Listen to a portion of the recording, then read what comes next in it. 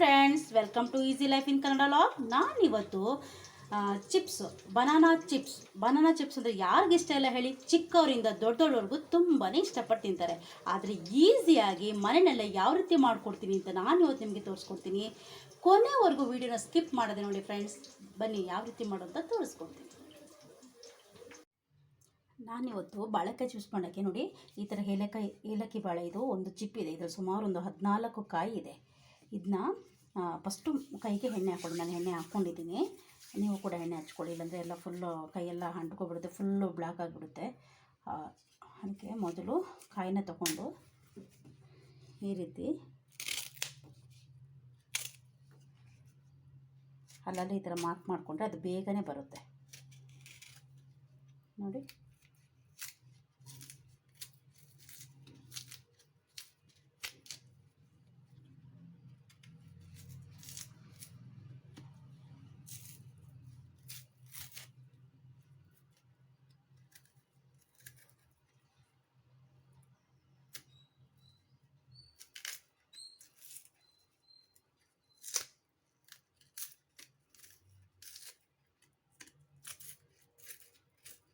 ಈ ಥರ ಸಿಪ್ಪೆ ಬಿಡಿಸಿ ಒಂದು ಪಾತ್ರೆಯಲ್ಲಿ ನೀರು ಇಟ್ಕೊಳ್ಳಿ. ಫಸ್ಟೇ ಆ ಪಾತ್ರೆಗೆ ಎಲ್ಲನೂ ಸಿಪ್ಪೆ ಬಿಡಿಸಿದ್ನೆಲ್ಲ ಅದಕ್ಕೆ ಹಾಕಿಟ್ಕೊಳ್ಳಿ.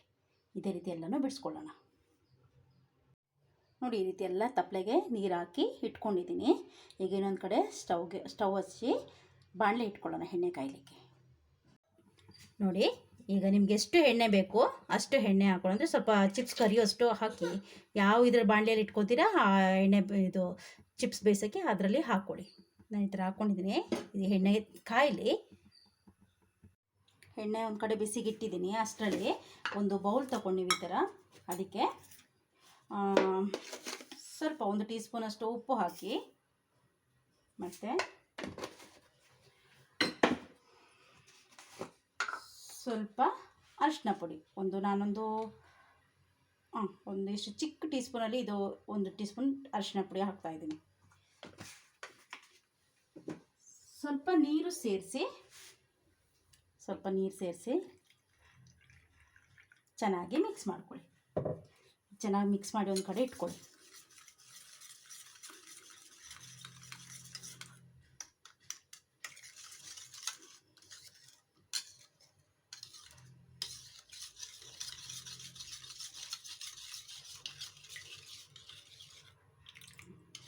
ಈ ಥರ ಮಿಕ್ಸ್ ಮಾಡಿ ಒಂದು ಸೈಡಲ್ಲಿ ಇಟ್ಕೊಳ್ಳಿ.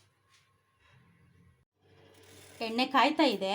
ಈಗ ನಾವೇನು ಮಾಡಬೇಕು, ಫಸ್ಟು ನೀರಿನಲ್ಲಿ ಹಾಕ್ಕೊಂಡಿಟ್ಟಿದ್ವಲ್ಲ ಅದನ್ನು ಏನು ಮಾಡಬೇಕು, ಆ ಕಾಯಿನ ಎಲ್ಲ ತಗೊಂಡು ಒಂದು ಡ್ರೈ ಆಗಿರೋ ಚೆನ್ನಾಗಿರೋ ಬಟ್ಟೆ, ಒಂದು ಕ್ಲೀನ್ ಕ್ಲೋತ್ನ ತಗೊಂಡು ಚೆನ್ನಾಗಿ ಅದನ್ನು ಈ ರೀತಿ ನೀರಿಂದ ತೆಗೆದುಬಿಟ್ಟು ಚೆನ್ನಾಗಿ ಒರೆಸಿಟ್ಕೊಬೇಕು.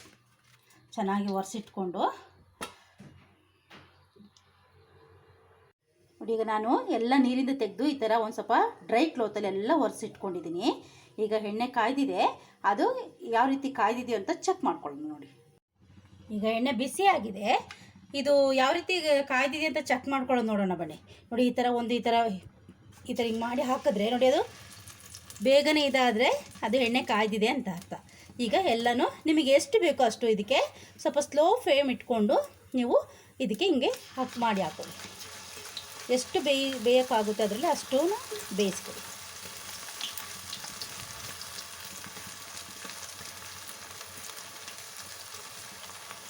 ಸ್ಟವ್ ಸ್ವಲ್ಪ ಮೆಲ್ಲೆ ಸ್ಲೋ ಫ್ಲೇಮಲ್ಲಿ ಇಟ್ಕೊಳ್ಳಿ, ಇಲ್ಲಾಂದರೆ ಎಣ್ಣೆ ಎಲ್ಲ ಕೈಗೆ ಹಾರಿಬಿಡುತ್ತೆ.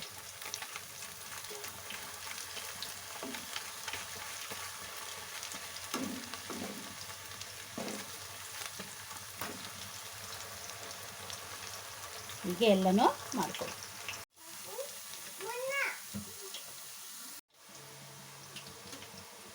ನೋಡಿ, ಹಿಂಗೆ ಇದೆಲ್ಲ ಇದು ಮಾಡ್ತಾ ಬನ್ನಿ.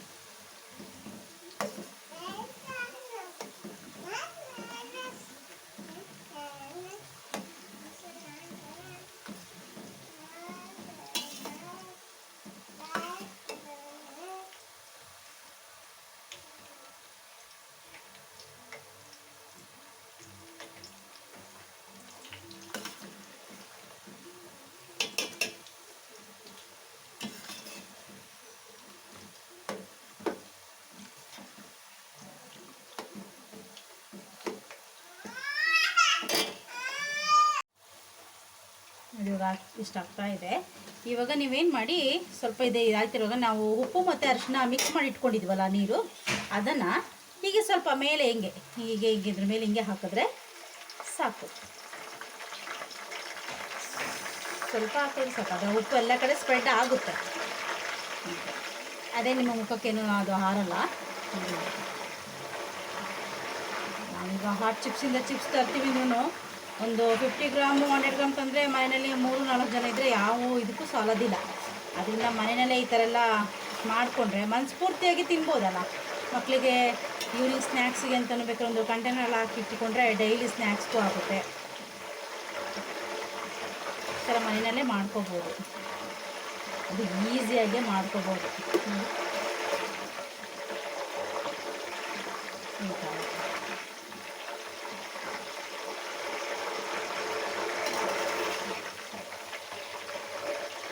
ಆದಷ್ಟು ಸ್ವಲ್ಪ ಮೀಡಿಯಮ್ ಉರಿನಲ್ಲೇ ಬೇಯಿಸ್ಬೋದು.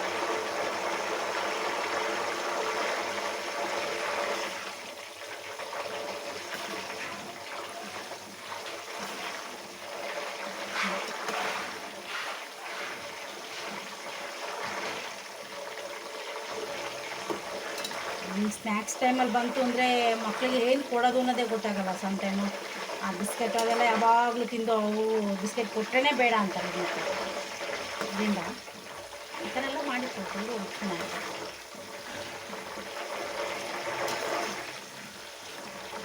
ನಿಮ್ಗೆ ಇಷ್ಟ ಆದಂಗೆ ಒಂದು ಲೈಕ್ ಮಾಡಿ ಫ್ರೆಂಡ್ಸ್. ಲೈಕ್ ಮಾಡೋದನ್ನ ಮಾತ್ರ ಮರಿಬೇಡಿ. ನೀವು ಆದಷ್ಟು ನನ್ನ ಚಾನಲ್ಗೆ ಸಬ್ಸ್ಕ್ರೈಬ್ ಆದಷ್ಟು ಇನ್ನೂ ಹೆಚ್ಚೆಚ್ಚು ವೀಡಿಯೋಗಳನ್ನ ಹಾಕಬೇಕು ಅನ್ನಿಸ್ತದೆ. ಅದರಿಂದ ಆದಷ್ಟು ಸಬ್ಸ್ಕ್ರೈಬ್ ಮಾಡ್ಕೊಳ್ಳಿ ಫ್ರೆಂಡ್ಸ್. ನಾನು ಆದಷ್ಟು ಈಸಿ ರೆಸಿಪಿಗಳನ್ನ ತೋರಿಸ್ತಾ ಇರ್ತೀನಿ.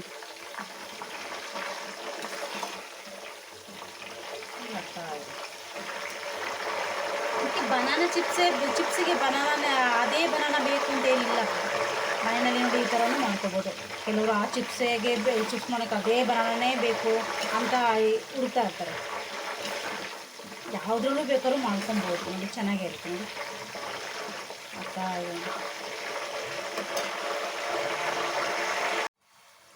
ನೋಡಿ ಇವಾಗ ಇಷ್ಟ ಆಗ್ತಾ ಇದೆ ನೋಡಿ, ಇಷ್ಟ ಆಗ್ತಾಯಿದೆ.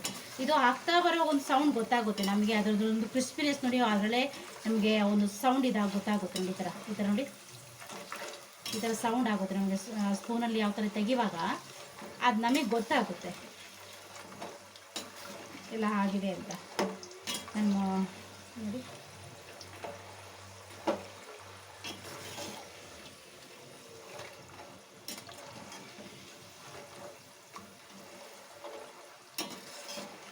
ಸ್ವಲ್ಪ ಬೇಯಿಸ್ಕೊಳ್ಳೋಣ.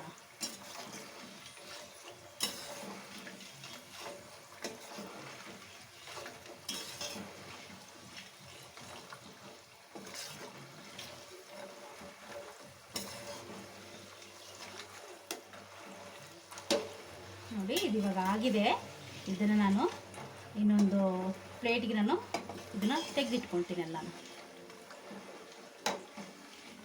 ಮೊದಲೇ ನಾನು ಟಿಶ್ಯೂ ಹಾಕಿ ಒಂದು ಇದರಲ್ಲಿ ತಪ್ಪಲಿನಲ್ಲಿ ಇಟ್ಕೊಂಡಿದ್ದೆ. ಟಿಶ್ಯೂ ಎಲ್ಲ ರೆಡಿ ಮಾಡಿ ಇಟ್ಟಿದ್ದೆ ನಾನು ಈ ಥರದ್ರಲ್ಲಿ ನೋಡಿ. ಈ ಥರ ಅದೇ ರೀತಿ ಟಿಶ್ಯೂ ಎಲ್ಲ ಕವರ್ ಮಾಡಿ ಇಟ್ಟಿದ್ದೆ. ಇದಕ್ಕೆ ಇದನ್ನು ಮಿಕ್ಸ್ ಮಾಡ್ಕೊಳ್ತೀನಿ, ಶಿಫ್ಟ್ ಮಾಡ್ಕೊಳ್ತೀನಿ.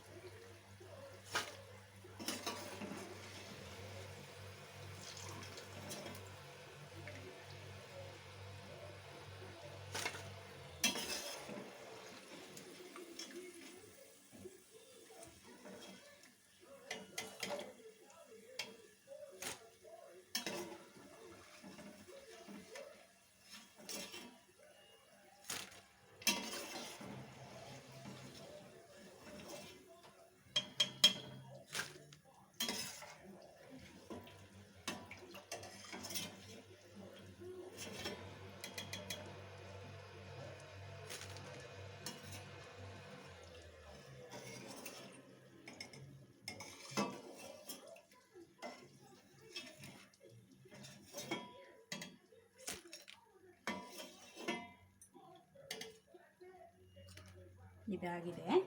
ಅದೇ ರೀತಿ ಇನ್ನು ಉಳಿದಿದ್ದನ್ನು ಕೂಡ ಹಾಕೊಳ್ಳೋಣ. ಈಗ ಮತ್ತೆ ಹಾಕುವಾಗ ಮತ್ತೆ ಸ್ವಲ್ಪ ಸಿಮ್ಮಲ್ಲೇ ಇಟ್ಕೊಳ್ಳಿ.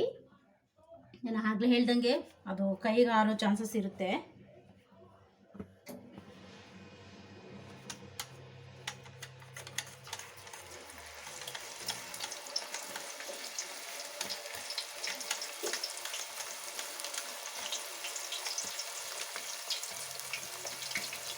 ಹಿಂಗೆ ರೌಂಡ್ ಶೇಪಲ್ಲಿ ಬೇಡ ಅಂದರೆ ಜಸ್ಟ್ ಹಿಂಗೆ ಉದ್ದನೂ ಬೇಕಾದ್ರೂ ಮಾಡ್ಕೊಬೋದು.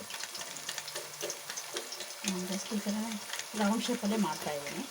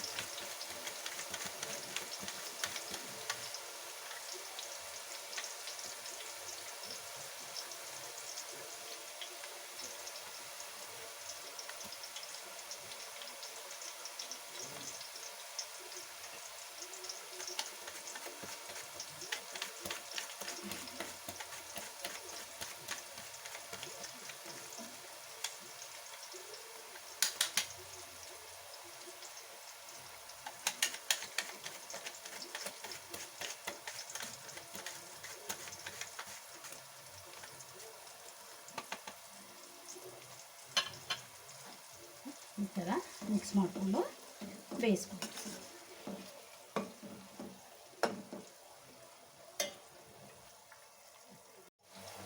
ಇವಾಗ ಕೂಡ 2 ಸರಿ ಇದು ಆಗ್ತಾ ಇದೆ. ಇವಾಗ ಮತ್ತೆ ಪುನಃ ಏನಿದೆ ನಾವು ಟರ್ಮರಿಕ್ ಪೌಡರ್ ಇದು ಮಿಕ್ಸ್ ಮಾಡಿಟ್ಟಿದ್ವಲ್ಲ ನೀರು, ಅದನ್ನು ಇದಕ್ಕೆ ಬಿಟ್ಕೊಳ್ಳಿ. 1-2 ಸರಿ ಬಿಟ್ಕೊಂಡ್ರೆ ಸಾಕಿದು. ಮತ್ತು ಅದರಲ್ಲೇ ಸಾಲ್ಟು ಆ ಎಣ್ಣೆನಲ್ಲೇ ಮಿಕ್ಸ್ ಆಗಿರುತ್ತೆ, ಮತ್ತು ಹಾಕಬೇಕು ಅಂತ ಬೇಡ. 2 ಸರಿ ಈ ಥರ ಬಿಟ್ಟರೆ ಸಾಕು. ಮತ್ತೆ ನಾವು ನೀವು ಹಾಕೊಳ್ಳೋದೇನು ಬೇಡ, ಅದುವೇ ಇರುತ್ತೆ.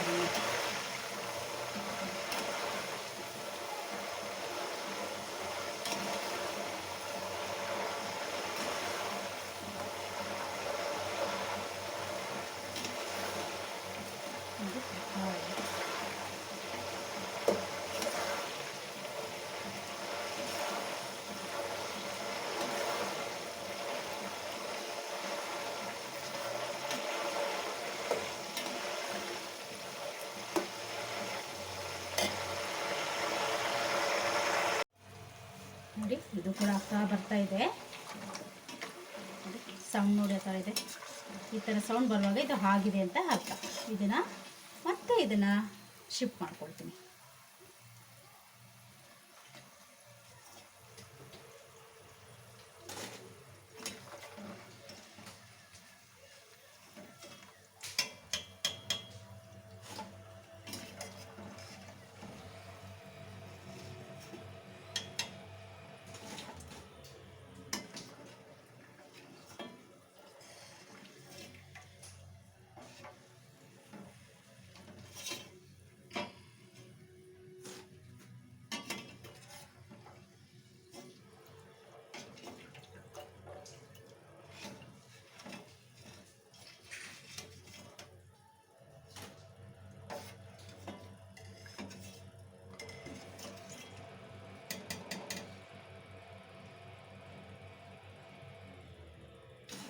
ಎಣ್ಣೆನೂ ಜಾಸ್ತಿ ಏನು ತಗೊಳ್ಳೋದಿಲ್ಲ ಇದಕ್ಕೆ. ಜಾಸ್ತಿ ಎಣ್ಣೆ ನಾವು ಬೇರೆ ಏನಾದ್ರು ವಸ್ತು ಬೇಯಿಸುವಾಗ ಎಣ್ಣೆಯಲ್ಲಿ ಕರಿಯುವಾಗ ತುಂಬ ಎಣ್ಣೆ ತಗೊಳ್ತೇವೆ. ಇದು ಅಷ್ಟೇನು ಎಣ್ಣೆ ಕೂಡ ವೇಸ್ಟ್ ಆಗೋಲ್ಲ ಫ್ರೆಂಡ್ಸ್. ಈಗ ನೋಡಿ ಕಡೆಯದಾಗ ಲಾಸ್ಟ್ ಟೈಮ್ ನಾನು 2 ಸರಿ ತೊಗೊಂಡೆ ಒಂದು ಚಿಪ್ಪು ಬಾಳೆಕಾಯಿನಲ್ಲಿ. ಈಗ ಇದು 3ನೇ ಸರಿ ತೊಗೊಳ್ತಾ ಇದ್ದೀನಿ ನೋಡಿ. ಇದು ಲಾಸ್ಟು. ಸೇಮ್ ಅದೇ ಥರನೇ ಎಲ್ಲ ಎಣ್ಣೆ ಬಿಟ್ಕೊಳ್ಳಿ.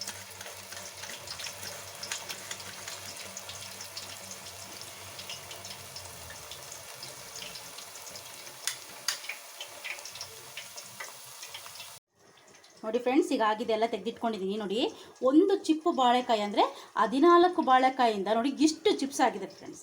ನೋಡಿ, ನಾನು ಮಾಡಿದ ರೆಸಿಪಿ ನಿಮ್ಗೆ ಇಷ್ಟ ಆಗಿದ್ದಾರೆ ಪ್ಲೀಸ್ ಒಂದು ಲೈಕ್ ಮಾಡಿ, ನಿಮ್ಮ ಫ್ರೆಂಡ್ ಸರ್ಕಲ್ಗೆ ಶೇರ್ ಮಾಡಿ. ಇನ್ನಷ್ಟು ಈಸಿ ರೆಸಿಪಿಗೋಸ್ಕರ easy life in Kannada channel subscribe ಆಗೋದನ್ನ ಮಾತ್ರ ಮರಿಬೇಡಿ friends. See you all next video. Thank you. Take care. Bye. Love you all.